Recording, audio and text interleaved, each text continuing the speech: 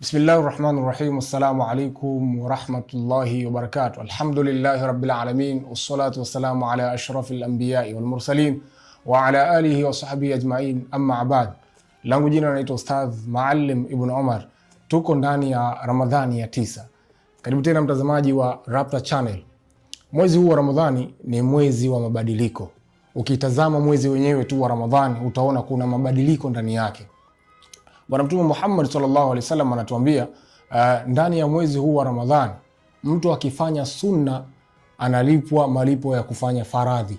Yani mtu akiswali swala ya sunna malipo yake ni sawa sawa na swala ya faradhi. Akiswali sunna moja malipo yake ni sawa sawa na faradhi moja. Lakini vile vile mtu akiswali swala ya faradhi basi malipo yake yanakuwa ni mara mbili zaidi, yani yanakuwa ni makubwa zaidi, kwamba ameswali faradhi 70. Kwa hivyo ukitazama mwezi huu wa Ramadhani ni mwezi wa mabadiliko. Mabadiliko haya hayapatikani katika miezi mingine isipokuwa ndani ya mwezi huu wa Ramadhani. Lakini pia tunaambiwa mwezi wa Ramadhani huu ufunguliwa milango ya pepo, lakini pia vile vile ufungwa milango ya moto, kuonyesha kuna mabadiliko ndani ya mwezi wa Ramadhani.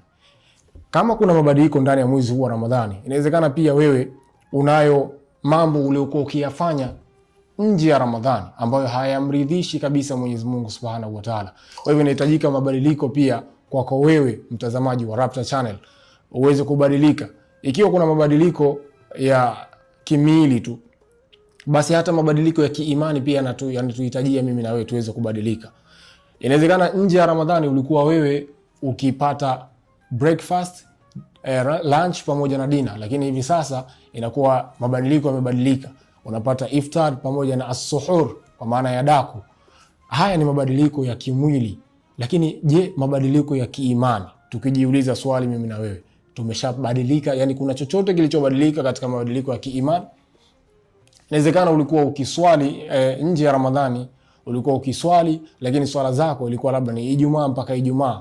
Je, katika mwezi huu wa Ramadhani hivi unavyoswali sasa vipindi vitano itakubadilisha? Kwa maana utabadilika hata baada ya Ramadhani kuendelea kuswali hivi hivi? Tutambue Ramadhani ni mwezi wa mabadiliko. Lakini wanawazuoni wakatutofautishia kati ya mambo mawili. Kuna athar na at-taghyir, yani kuna kubadilika na kuathiriwa. Hapa pengine tunaweza tukachanganya.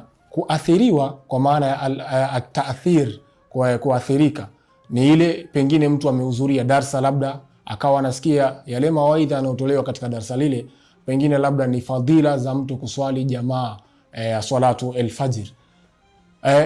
Kisha ukawa umeathirika kutokana na yale ile darasa ama yale mawaidha yaliokuwa kitolewa pale.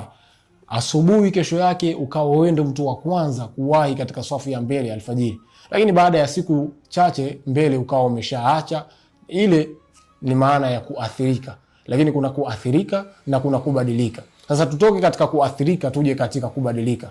Mabadiliko ni yale ambayo kama tulivyokuwa nje ya Ramadhani tulikuwa tukipata breakfast, lunch pamoja na dinner. Sasa hivi tumebadilika, tunapata iftar pamoja na suhur kwa maana ya daku pamoja na kufuturu. Kama tulivyobadilisha mabadiliko ya kimwili kwa ajili ya kulishibisha matumbo yetu, vile vile hata kiimani inabidi tubadilike. Ilikuwa usome Qur'ani katika miezi nje ya Ramadhani, basi katika Ramadhani hii soma sana Qur'ani. Ulikuwa ulete adhkari, lete adhkari mbalimbali.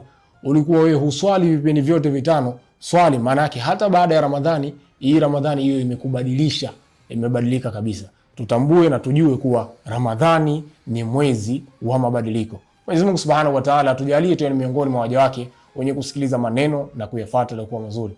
Wabillahi tawfiq. Wassalamu alaikum wa rahmatullahi wa barakatuh.